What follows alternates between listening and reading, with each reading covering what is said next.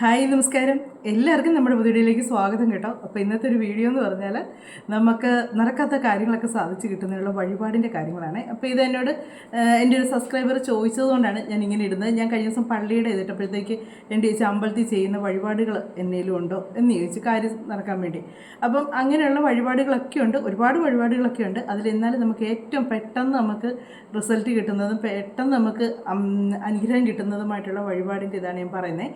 അപ്പോൾ ഇത് ചെയ്യുന്ന അമ്പലം എന്ന് പറഞ്ഞാൽ നമുക്ക് എല്ലാ അമ്പലത്തിലും ചെയ്യാൻ പറ്റത്തില്ല കേട്ടോ. ഭദ്രകാളി ദേവീക്ഷേത്രത്തിൽ മാത്രം നമുക്ക് ചെയ്യാൻ പറ്റത്തുള്ളൂ. ഭദ്രകാളി അമ്മയുടെ ഇതുള്ള അമ്പലത്തിൽ മാത്രം നമുക്ക് ചെയ്യാൻ പറ്റത്തുള്ളൂ. അപ്പം നിങ്ങൾ ആദ്യമായിട്ടാണ് വീഡിയോ കാണുന്നതെങ്കിൽ സബ്സ്ക്രൈബ് ചെയ്ത് പോകരുത്, അതുപോലെ ലൈക്ക് ചെയ്യുക, കമൻറ്റ് ചെയ്യുക. വീഡിയോ ഇഷ്ടമായെങ്കിൽ ഒന്ന് ഷെയറും കൂടെ ചെയ്യുക കേട്ടോ. അപ്പോൾ ഇന്നത്തെ നമ്മുടെ വീഡിയോ എന്ന് പറഞ്ഞാൽ നമ്മൾ അമ്പലത്തിൽ വഴിപാട് ചെയ്യുന്നതിൻ്റെ ഒരു ഇതാണ്. ഈ വഴിപാട് ചെയ്താൽ ഉറപ്പായിട്ടും എനിക്ക് ഒരുപാട് അനുഭവങ്ങളുണ്ട് കേട്ടോ. ഭദ്രകാളി ക്ഷേത്രത്തിൽ നമ്മൾ മനസ്സ് നൊന്ത് നമ്മൾ വിളിച്ചാണ്ടല്ലോ, അത് സത്യസന്ധമാണെങ്കിൽ ഉണ്ടല്ലോ ഉറപ്പായിട്ട് നമുക്ക് കാര്യം സാധിച്ചു കിട്ടും. മറ്റൊരാളെ ദ്രോഹിക്കാൻ വേണ്ടി ഒരിക്കലും നമ്മൾ വഴിപാട് നേരുകയോ അല്ലെങ്കിൽ മറ്റൊരാളെ ദ്രോഹിക്കാൻ വേണ്ടി നമ്മൾ പ്രാർത്ഥിക്കുകയോ ചെയ്താൽ അത് നടക്കണമെന്നില്ല. ചിലപ്പോൾ അത് നമുക്ക് തിരിച്ച് അതിലേറെ ശക്തി നമുക്ക് ദോഷമായിട്ടേ വരത്തുള്ളൂ. നമുക്ക് നമ്മുടെ ആവശ്യങ്ങൾ നമ്മൾ സത്യസന്ധമാണെങ്കിൽ അത് പ്രാർത്ഥിച്ചാൽ ഉറപ്പായിട്ട് നമുക്ക് സാധിച്ചു കിട്ടും. അത് അമ്പലവും തന്നെയല്ല, പള്ളിയാണെങ്കിലും എവിടെ ആണെങ്കിലും ഏത് ദൈവത്തിൻ്റെ അടുത്താണെങ്കിലും. അപ്പം നമുക്ക് ഒരുപാട് നാളായിക്കൊണ്ട് നമുക്ക് സാധിക്കാത്ത കാര്യങ്ങളാണ്. ചിലപ്പോൾ കല്യാണം നടക്കാത്തതായിരിക്കും, അല്ലെങ്കിൽ ജോലിയുടെ കാര്യങ്ങളായിരിക്കും, അല്ലെങ്കിൽ കടബാധ്യതകൾ നമുക്ക് വീട്ടാൻ പറ്റാനായിട്ട് ഒരു മാർഗവും നമുക്ക് കിട്ടാത്തതൊക്കെ ആയിരിക്കും. കടബാധ്യതകൾ മാറുമെന്ന് പറഞ്ഞിരുന്നതിനകത്ത് കടബാധ്യതകൾ നമുക്ക് പെട്ടെന്ന് എങ്ങനെയും മാഞ്ഞു പോകുമെന്നല്ല ഞാൻ ഉദ്ദേശിക്കുന്നത്. കടബാധ്യതകൾ നമുക്ക് അതിനുള്ള വഴികൾ തെളിഞ്ഞു വരിക. ദൈവാനുഗ്രഹം കൂടെ ഉണ്ടെങ്കിലേ നമ്മുടെ എല്ലാ കാര്യങ്ങളും മുന്നോട്ട് പോകത്തുള്ളൂ.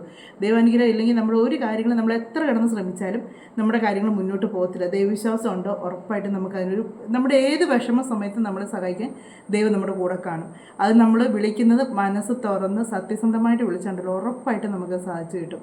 അപ്പം നമ്മളിത് ഈ ഒരു വഴിപാട് ചെയ്യേണ്ടതെന്ന് പറഞ്ഞാൽ വെള്ളിയാഴ്ച ദിവസമാണ് നമ്മൾ ചെയ്യേണ്ടത്. വെള്ളിയാഴ്ച ദിവസം എന്ന് പറഞ്ഞാൽ നമുക്കൊരു മാസം തുടങ്ങുന്ന ആദ്യത്തെ വെള്ളിയാഴ്ച തൊട്ട് 3 വെള്ളിയാഴ്ച അടുപ്പിച്ചാണ് ചെയ്യേണ്ടത്. ആദ്യത്തെ വെള്ളിയാഴ്ച, പിന്നെ അതിൻ്റെ അടുത്ത വെള്ളിയാഴ്ച, പിന്നെ അതിൻ്റെ അടുത്ത വെള്ളിയാഴ്ച, അങ്ങനെ 3 വെള്ളിയാഴ്ച നമ്മളിത് ചെയ്താൽ മതി. ഈ 3 വെള്ളിയാഴ്ചകളിൽ നമ്മളിത് ചെയ്യുമ്പോൾ നമ്മൾ നോയമ്പെടുത്ത് ചെയ്യാമെന്നുണ്ടെങ്കിൽ നമുക്ക് ഉറപ്പായിട്ട് നമ്മൾ ആ പ്രാർത്ഥിക്കുന്ന കാര്യം നമുക്ക് സാധിച്ചിട്ട് നമ്മൾ ആ ഒരു വഴിപാട് ചെയ്യുമ്പോൾ നമ്മുടെ ആവശ്യമാണ്. നമുക്കതുപോലെ നമുക്ക് ഒരിടത്തും നമ്മൾ എങ്ങനെയെല്ലാം ചെയ്തിട്ട് നമുക്ക് സാധിക്കാത്ത കാര്യമാണെങ്കിൽ നമുക്കതുപോലെ നമുക്ക് ആവശ്യമുള്ളൊരു കാര്യം കൂടെ ആയിരിക്കുമല്ലോ അത്. അപ്പോൾ അതിനുവേണ്ടി നമ്മളൊരു വഴിപാട് ചെയ്യുമ്പോഴത്തേക്ക് നമ്മൾ നോയമ്പെടുത്ത് നമ്മൾ പ്രാർത്ഥിച്ച് പോകുകയെന്നുണ്ടെങ്കിൽ ഉറപ്പായിട്ടും നമുക്ക് കാര്യം സാധിച്ചിടും. ഈ ഒരു വഴിപാട് 3 ആഴ്ചയിലും 3 വഴിപാടാണ് ചെയ്യുന്നത്. അപ്പം അതിന് ഒരുപാട് പൈസ ചിലവൊന്നും ഇല്ലാത്ത വഴിപാടൊക്കെയാണ് കേട്ടോ.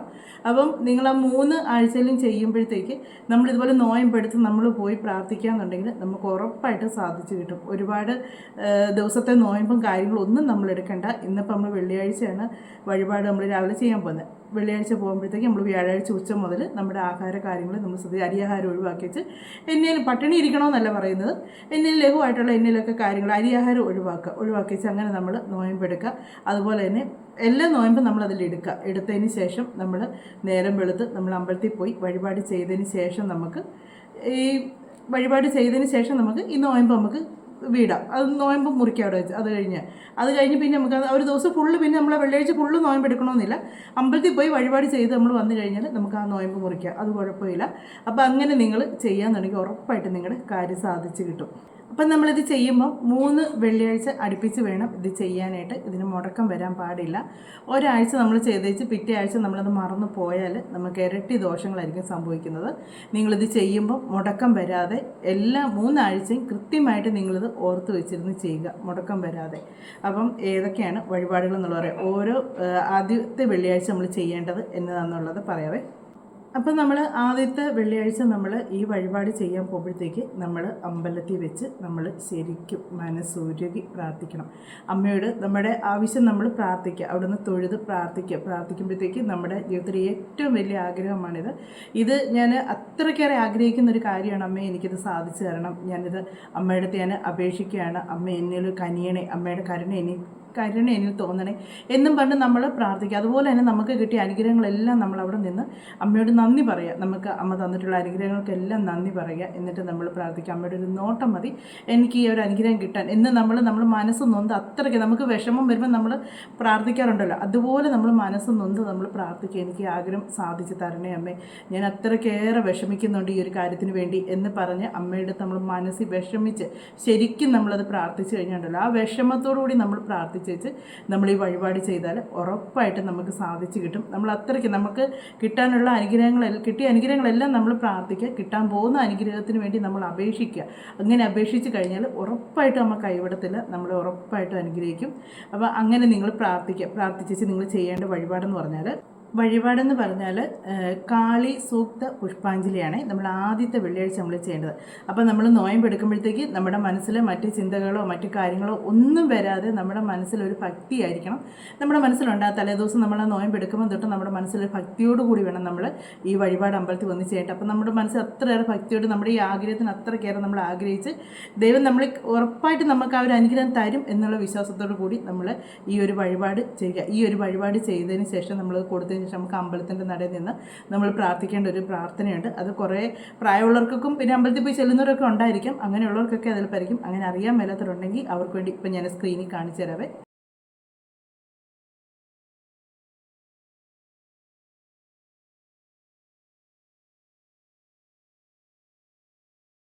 അപ്പം ഇതാണ് ആ പ്രാർത്ഥന. അപ്പം നമ്മൾ ഈ അർച്ചന നടത്താൻ പോകുമ്പോഴത്തേക്ക് നമ്മൾ അമ്പലത്തിൽ പോകുമ്പോഴത്തേക്ക് നമ്മുടെ വീട്ടിലുള്ള പൂക്കൾ എന്നതെങ്കിലും നമ്മൾ പറിച്ചുകൊണ്ട് വേണം പോകാനായിട്ട്.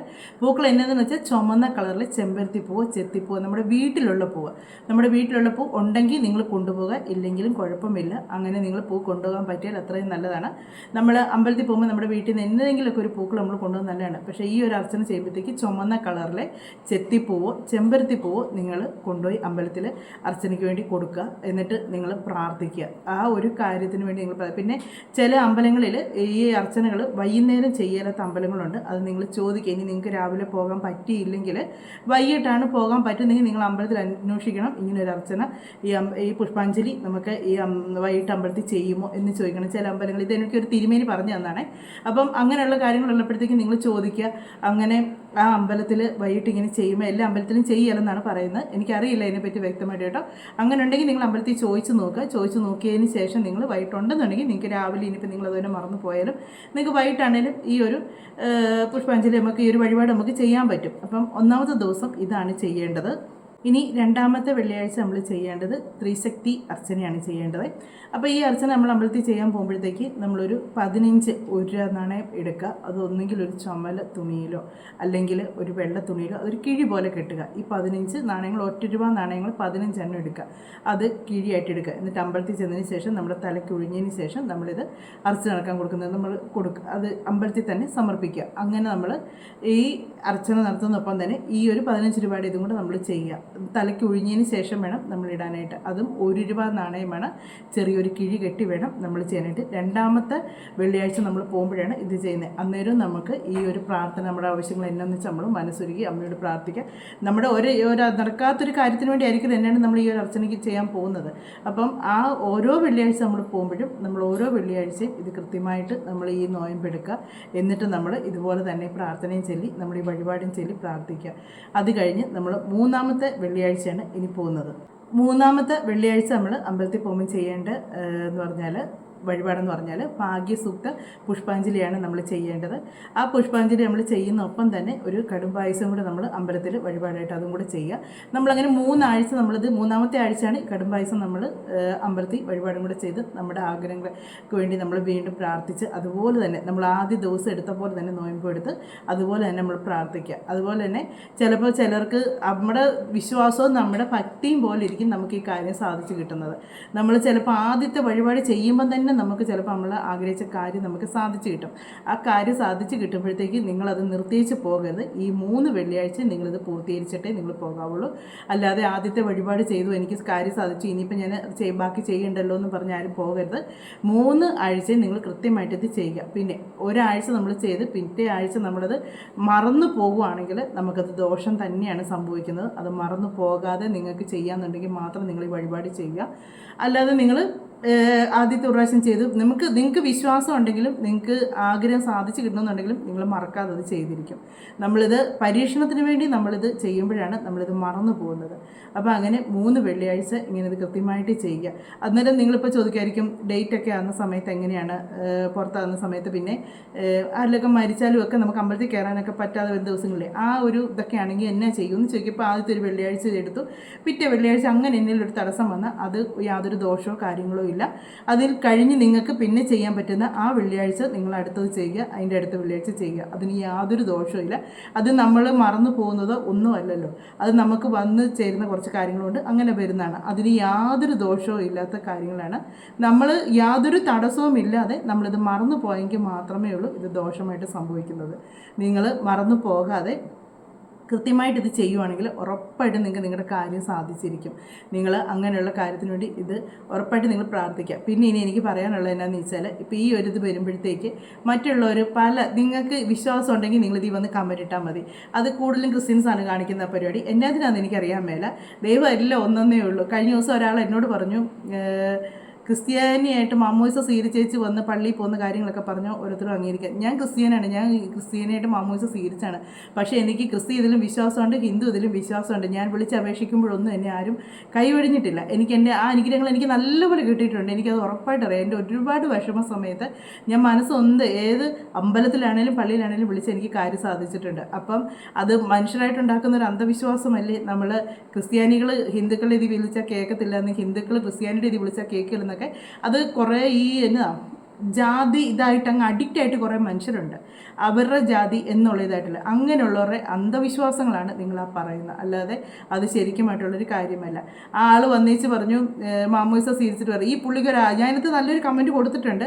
പുള്ളി ആക്സിഡൻറ്റ് പറ്റി വഴി കിടക്കും എന്തെങ്കിലും ചെയ്താൽ ഹിന്ദുക്കളായിട്ടുള്ള ആരും രക്ഷിക്കാൻ വരണ്ടല്ലോ. പുള്ളി ക്രിസ്ത്യാനിയായിട്ട് പോയി മാമോയിസ സ്വീകരിച്ച് വന്നിട്ട് രക്ഷിച്ചാൽ മതിയല്ലോ.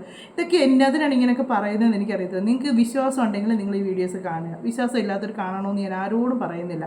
പിന്നെ ഇതാരും ഞാൻ അടിച്ചേൽപ്പിക്കുന്നില്ല. എനിക്ക് കിട്ടുന്ന അനുഗ്രഹങ്ങളും എനിക്ക് കിട്ടിയിട്ടുള്ള ഓരോരോ പള്ളിയിലാണെങ്കിലും അമ്പലത്തിലാണെങ്കിലും കിട്ടിയിട്ടുള്ള അനുഗ്രഹങ്ങളും കാര്യങ്ങളുമാണ് ഞാൻ നിങ്ങളോട് പറയുന്നത്. അത് നിങ്ങൾ ചെയ്ത് നോക്കിയാൽ നിങ്ങൾക്ക് റിസൾട്ട് കിട്ടുന്നവരുണ്ടെങ്കിൽ നിങ്ങൾ കമൻറ്റിലൂടെ തന്നെ പറഞ്ഞു കിട്ടും, കഴിയുമ്പം പറഞ്ഞാൽ മതി.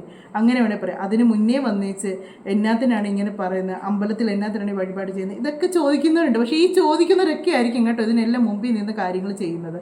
പക്ഷേ അതുകൊണ്ട് തന്നെ എന്താ പറയുക, ഇത് കുറേ മനുഷ്യരെ തെറ്റിദ്ധരിപ്പിക്കാൻ വേണ്ടി ഇവർ വരുന്നതാണ്. പള്ളിയുടെ ആണെങ്കിലും അമ്പലത്തിൻ്റെ ആണെങ്കിലും എല്ലാം ആയിട്ട് വരുന്നതാണ്. കാര്യം എന്താണെന്ന് വെച്ചാൽ അവരിതെല്ലാം ചെയ്യുന്നുണ്ടായിരിക്കും. അപ്പോൾ എനിക്ക് കിട്ടുന്നൊരു അനുഗ്രഹം വേറൊക്കെ കിട്ടണ്ട എന്നുള്ള കുശുമ്പ് കൊണ്ട് വന്ന് പറയുന്നതാണ്.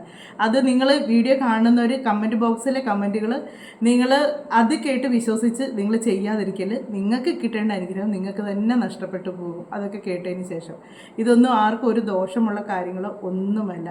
നിങ്ങൾക്ക് അനുഗ്രഹം ദൈവത്തെ വിളിച്ച് ഉറപ്പായിട്ടും ദൈവം കേൾക്കും. അന്ധവിശ്വാസങ്ങളോ കാര്യങ്ങളോ ഒന്നുമല്ല ഞാനിതിൽ പറയുന്നത്.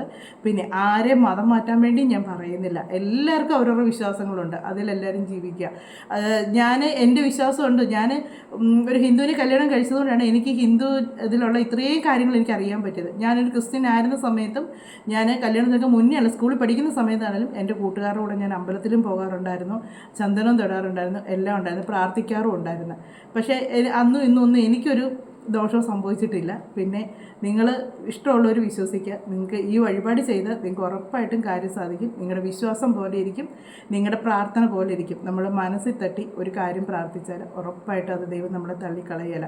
അപ്പോൾ ഇതിനു മുമ്പ് എനിക്ക് വന്ന കമൻറ്റിൽ ഇതുകൊണ്ടാണ് ഇങ്ങനെയുള്ള കാര്യങ്ങൾക്കൊക്കെ നമ്മൾ വഴിപാട് എന്തെങ്കിലും ചെയ്ത് ഉണ്ട്. ഇതുപോലെ തന്നെയാണ് കേട്ടോ, ഒത്തിരി വഴിപാടുണ്ട്. ഓരോ അമ്പലങ്ങളിലും ഓരോ വഴിപാടിന് പ്രത്യേകതകളുണ്ട്. ആ പ്രത്യേകതകൾ അനുസരിച്ച് നമ്മൾ ആ അമ്പലത്തിൽ പോയി വഴിപാട് ചെയ്യാമെന്നുണ്ടെങ്കിലല്ലോ ഉറപ്പായിട്ടും നമ്മൾ പ്രാർത്ഥിക്കുന്ന കാര്യങ്ങളൊക്കെ സാധിച്ചു കിട്ടും. ഞാൻ കഴിഞ്ഞ ദിവസം തന്നെ ആ പള്ളിയിലെ കാര്യം പറഞ്ഞു. ആ എണ്ണ ഒഴിച്ച് അത് അച്ചിട്ടാണ് അവിടുത്തെ കാര്യങ്ങൾ. അത് പോയിട്ടുള്ളവർക്കൊക്കെ അറിയാം. ആ പ്രദേശത്തുള്ള കുറേ പേരൊക്കെ വീഡിയോ കണ്ടിച്ച് അവരൊക്കെ കമൻറ്റ് ഇട്ടായിരുന്നു ഉണ്ണീശോയുടെ അനുഗ്രഹം കിട്ടിയിട്ടുണ്ടെന്നും പറഞ്ഞു. അങ്ങനെ നമുക്ക് അനുഗ്രഹം കിട്ടുമ്പോൾ നമ്മൾ വിശ്വസിക്കും. അനുഗ്രഹം കിട്ടിയവർ പറയുമ്പോഴും നമ്മളത് വിശ്വാസം വരും നമുക്ക്. അതുകൊണ്ടാണ് നിങ്ങൾ അനുഗ്രഹം കിട്ടിയിട്ടുള്ളവരാണെങ്കിൽ കമൻറ്റ് ചെയ്യാൻ പറയുന്നത്. അല്ലാത്തവർക്ക് അത് കാണുമ്പോൾ ഒരു വിശ്വാസം കൂടി വരാൻ വേണ്ടിയാണ്. ഇപ്പോൾ നമ്മുടെ ഇന്നത്തെ ഒരു വീഡിയോ എന്ന് പറയുന്നത് ഇത്രയേ ഉള്ളൂ കേട്ടോ. നിങ്ങൾ ആരെയും ഞാൻ നിർബന്ധിക്കുന്നില്ല, നിങ്ങൾക്ക് ഇഷ്ടമുള്ളവർക്ക് ചെയ്യുക. എനിക്കറിയാവുന്നൊരു കാര്യം പറഞ്ഞതേ ഉള്ളൂ. സാധിച്ച് നിങ്ങൾ വിശ്വാസത്തോടെ വിളിച്ച് അപേക്ഷിച്ചാൽ ഉറപ്പായിട്ട് നിങ്ങൾക്ക് സാധിച്ചു കിട്ടും. അപ്പോൾ നമുക്കിനി അടുത്തൊരു വീഡിയോയിലൂടെ മറ്റു കാര്യങ്ങളൊക്കെ ആയിട്ട് കാണാമേ.